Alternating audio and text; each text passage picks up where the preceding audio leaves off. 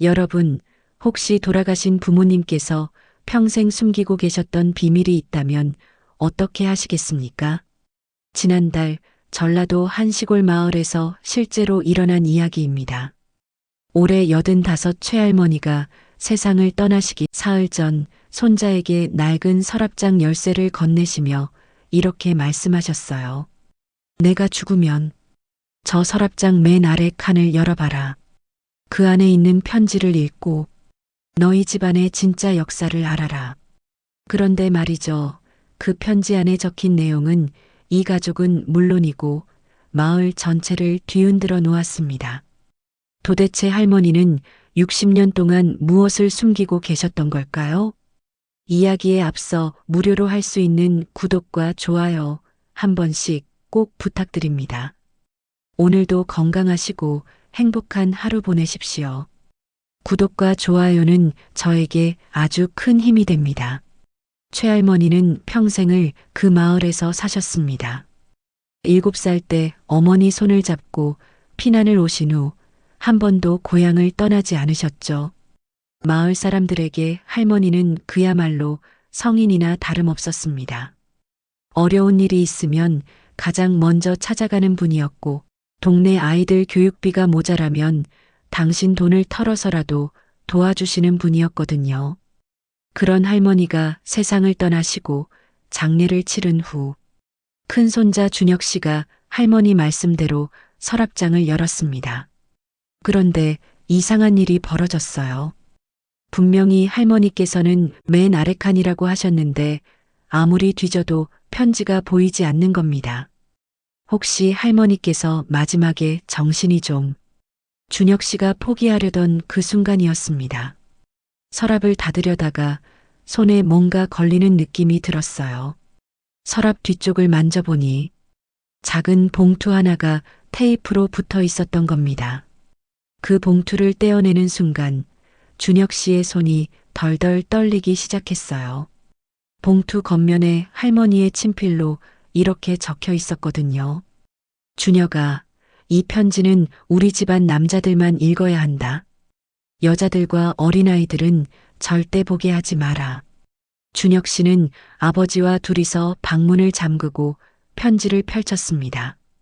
A4 용지로 무려 8장에 달하는 긴 편지였어요. 그 첫 문장부터가 심상치 않았습니다. 우리 집안이 지금까지 누려온 모든 것들이 사실은 다른 사람의 것이었다. 편지의 내용을 요약해드리면 이렇습니다. 때는 1960년 할머니가 20살이던 해였어요. 당시 최할머니는 같은 마을에 살던 박서방이라는 분과 결혼 약속을 하고 지내고 계셨답니다. 그런데 박서방은 좀 특별한 사람이었어요. 일제강점기 때 일본으로 끌려갔다가 해방 후 돌아온 분인데 거기서 뭔가 큰 돈을 벌어서 왔다고 소문이 자자했거든요. 실제로 박서방은 그 시절로서는 상상할 수 없을 만큼 부유했습니다. 논밭도 많이 사들였고 마을에서 제일 큰 기와집에 살았어요. 그런 박서방이 최할머니네 집에 혼담을 들고 왔을 때 당연히 온 마을이 부러워했죠. 그런데 결혼을 한 달 앞두고 박서방이 갑자기 할머니를 불러내더니 이상한 말을 하기 시작했어요. 순희 씨, 나한테는 지금까지 말하지 못한 비밀이 하나 있습니다. 박서방이 털어놓은 이야기는 정말 충격적이었습니다. 일본에서 돌아올 때 그는 혼자가 아니었다는 거예요. 같은 고향 출신인 김서방이라는 분과 함께 배를 탔는데 그 김서방이 거금을 가지고 있었답니다. 그 돈이 도대체 어디서 나온 거냐고 물어봤더니 박서방의 목소리가 떨렸어요. 김서방이 말하기를 일본 공장에서 야간 경비원으로 일하던 중에 그 공장 사장이 갑자기 돌아가시면서 유언으로 자기에게 돈을 물려줬다고 하더군요. 그런데 배를 타고 오는 중에 태풍을 만났어요. 배가 크게 흔들리면서 김서방이 갑판에서 바다로 떨어졌는데 구조할 수가 없었답니다. 그때 나는 망설였소. 김서방의 돈가방을 바다에 던져버릴까 아니면 박서방은 결국 그 돈을 가져왔고 그 돈으로 지금의 부를 쌓았다고 고백했어요. 할머니는 그 말을 듣고 너무 놀라서 한동안 말을 할 수가 없었답니다. 그럼 우리가 결혼해서 살 집도 농사 짓을 땅도 모두 돌아가신 김서방의 돈으로 산 거라는 말입니까? 그렇습니다. 그래서 제가 순희 씨에게 미리 말씀드리는 겁니다. 우리가 결혼하면 이 비밀을 평생 가져가야 합니다. 할머니는 그날 밤 잠을 한숨도 못 주무셨답니다. 사랑하는 사람과 결혼해서 행복하게 살고 싶지만 그 행복이 본래 다른 사람의 것이었다면 과연 그게 옳은 일일까요? 며칠을 고민하던 할머니는 마침내 결심을 내렸어요. 결혼하기로 한 겁니다. 나는 그때 20살이었고 세상 물정을 잘 모르는 처녀였어요. 김서방은 이미 죽었고 그분에게 가족이 있는지도 모르는 상황에서 박서방을 믿고 따르기로 했습니다. 결혼 후 할머니는 행복한 나날을 보냈어요. 박서방은 정말 좋은 남편이었고 아들 둘을 낳아 키우며 평범한 농촌주부로 살아갔죠. 그런데 결혼한 지 10년이 지난 어느 날 마을에 낯선 사람이 찾아왔어요. 50대쯤 되어 보이는 그 남자는 김서방의 아들이라고 자신을 소개했습니다. 제 아버지가 일본에서 실종되셨는데 마지막에 이 마을 출신 박정수 씨와 함께 배를 탔다는 증언을 찾았습니다. 할머니의 심장이 쿵 내려앉았어요.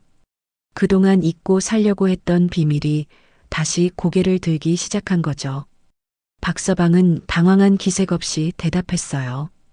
김서방이라. 예, 기억나는군요. 그분과 함께 배를 탔다가 태풍을 만났는데 안타깝게도 바다에 빠져서 혹시 제 아버지가 돈을 가지고 계시지는 않았습니까?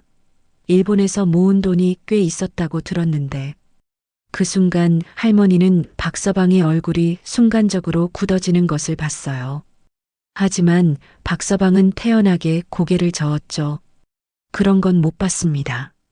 태풍이 너무 심해서 각자 살기에도 급급했거든요. 김서방의 아들은 며칠 더 마을에 머물며 이곳저곳을 수소문했지만 결국 아무것도 찾지 못하고 돌아갔어요. 그 일이 있고 난 후 할머니는 밤마다 악몽에 시달렸답니다. 꿈에 김서방이 나타나서 자꾸 묻는 거예요. 내 돈으로 산 집에서 편히 살고 있으면서 내 아들이 찾아와도 모른 척 하느냐고. 할머니는 박서방에게 김서방 아들에게 진실을 털어놓자고 말했어요. 하지만 박서방은 완강히 거부했죠. 지금 와서 그런 말을 하면 우리 가족이 어떻게 되겠습니까? 아이들은 어떻게 하고요?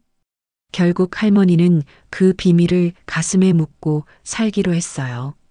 하지만 마음의 짐은 날이 갈수록 무거워졌답니다. 박서방이 세상을 떠난 후 할머니는 혼자만의 방법으로 속죄를 시작했어요.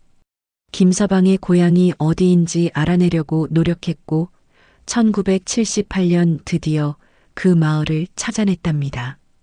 할머니는 그때부터 매년 추석과 설날마다 그 마을의 경로당과 고아원에 익명으로 쌀과 생필품을 보내기 시작했어요. 김서방님의 마음을 대신해서라도.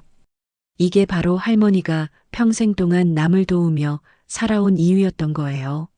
마을 사람들이 보기에는 그저 마음 좋은 할머니였지만 사실은 양심의 빚을 갚으려는 마음이었던 거죠. 편지의 마지막 부분은 이렇게 적혀 있었어요.